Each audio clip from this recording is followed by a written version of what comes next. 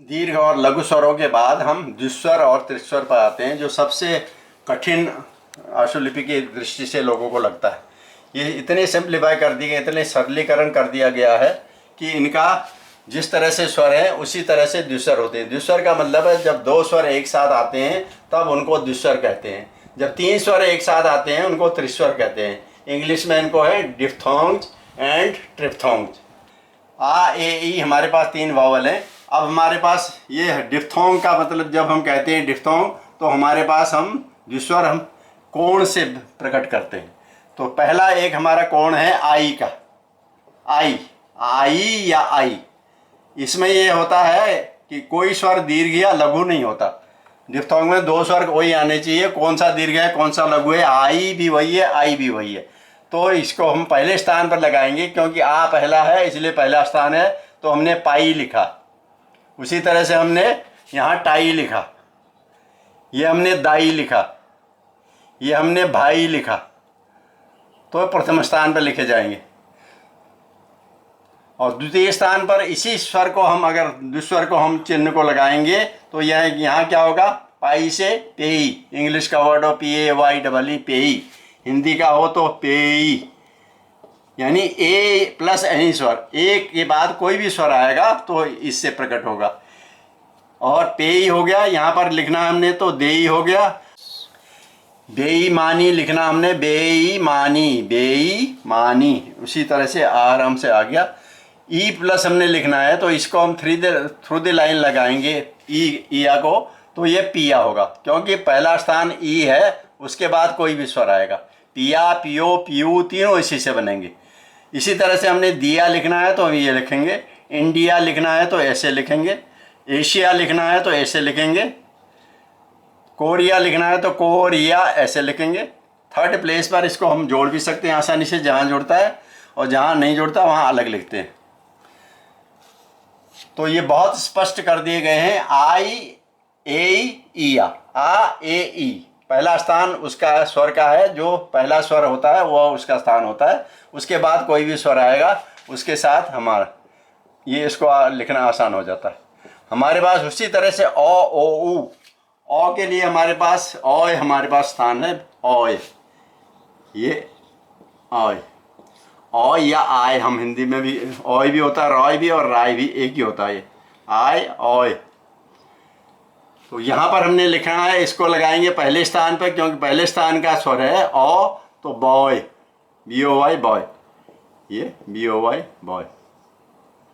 Toy लिखना है तो ऐसे लोग लिखेंगे टॉय। बॉयल लिखना है तो ऐसे लिखेंगे बॉयल।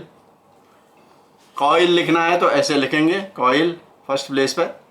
सेकंड प्लेस पर ओ आ जाएगा। ओ आना है तो ओ प्लस एनी स्वर होगा, ओ के साथ कोई भी स्वर आए। यहाँ पर ओ से ऑय और आय बनता है, ओ के साथ कोई भी स्वर आता है। जैसे हमने लिखना है इसी को हम लिखेंगे बोय, बोए। अगर हम सेकंड पर लगाएंगे ओ प्लस एनी स्वर होगा, तो बॉय की जगह बोए होगा ये, या बोई होगा, या बोया होगा। बोए, बोई, बोया, तीनों। उसने अनाज बोया, उसने गेहूं बोए, उसने सब्जी बोई, बोए। और उसी तरह से हमने ढ पर लगाया ढोए, तो ये बोए, ढोए। ये इधर सा लिखना है तो सोए हुआ, ये रो से लिखना है तो रोए हुआ। और हमने लिखना दो, दो लिखा तो ये लिखे। बो लिखना है तो बोया, बोए, बोई, हमने ऊपर भी बता दिया। ये हमारे पास गोयल लिखना हमने, गोयल, O plus any vowel. English में हमने पोएट लिखना हो तो बहुत सिंपल सा वही वर्ड है, देखो पोएट। अंग्रेजी का हो हिंदी का हो, स्वर सबके लिए समान होते हैं। थर्ड प्लेस पे है ऊ के साथ कोई स्वर आ जाता है, ये इसी को हम लिखा लाइन काट के, तो बुआ, ये बुआ हो गया, बुआ। दो पर लगाएंगे तो दुआ हुआ। बटुआ लिखना है तो ब और टुआ, इसको हम जोड़ देते हैं आराम से, बटुआ। सुई लिखना है तो सौ पर उई लगा दिया हमने। पुआल लिखना है, पुआल, पुआल। बंधुओ, बंधुओ। स्पष्ट रूप से ऊ प्लस एनी वॉवल, ऊ के साथ कोई भी स्वर आता है तो उसको हम ऊ प्लस एनी वॉल, ये हमारा डिप्थोंग। हाँ, तीसरा स्थान जो तीसरा हमारा डिप्थोंग है जिस्वर चिन्ह, वो इसका मुंह नीचे को होता है, आई का बिल्कुल उल्टा है। ये बताता है आया, आओ, आऊ।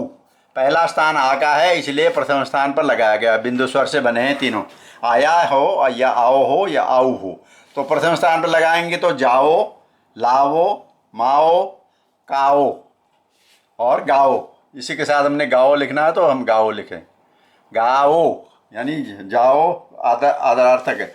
द्वितीय स्थान पर हमारा ऐ, देवनागरी लिपि का ये विशेष ध्वनि है जो ऐ, इसमें मात्राएं दो लगती हैं। ये दो मात्राएं हमारे स्वर बिंदु स्वर का भी काम करती हैं। जहाँ हम बैठ लिखते हैं तो वहाँ पर सामान्य स्वर है, लेकिन हम जहाँ भैया लिखते हैं वहाँ पर ये ऐ, जब आई की साउंड देता तब ये डिप्थोंग बनता है। तो इसका है, जैसे हमने लिखना भाई, भाई और भाई में बहुत फ़र्क है। भाई मई लिखना है तो ये हमारा मई बिल्कुल उल्टा होगा, माई नहीं। माई लिखेंगे तो फर्स्ट प्लेस पे जाएगा। बम्बई हमने लिखना है तो ये हमारे पास बो, ये मई, बम्बई, मिस्टर बम्बई। चेन्नई लिखना हमने चेन्नई, ये चे और ये नई, चेन्नई। इन शब्दों को अदरवाइज अभी तक अंग्रेजी वाले भी हिंदी वाले भी किसी तरह लिख नहीं सकते, क्योंकि उनके बाद ईश्वर चिन्ह है ही नहीं।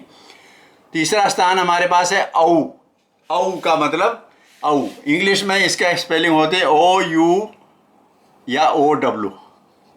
ओ यू टी जो आउट है वो आउट नहीं है, आउट है, O U T out.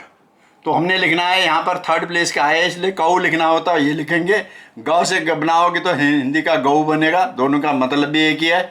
Now लिखते हैं इंग्लिश में तो NOW नाउ, हम ये इसको एब्रीविएट कर देते साइन को, क्योंकि जुड़ जाता है इसके साथ। और मऊ लिखना है तो हमने ये मऊ, MHOW मऊ। आउट लिखना है हमारे पास तो हमने ये आउट लिख दिया, पहले लगता है द्विस्वर।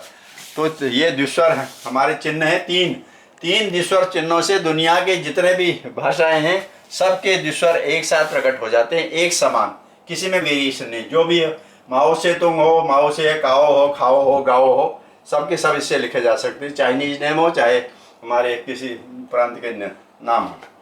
तो ये इनका विस्तार से आप अभ्यास करने के लिए विशिष्ट आशुलिपि देखेंगे, उसके हर चैप्टर में पर्याप्त मात्रा में अभ्यास की सामग्री दी गई है। तो पुस्तक को हमेशा अपने साथ रखिए।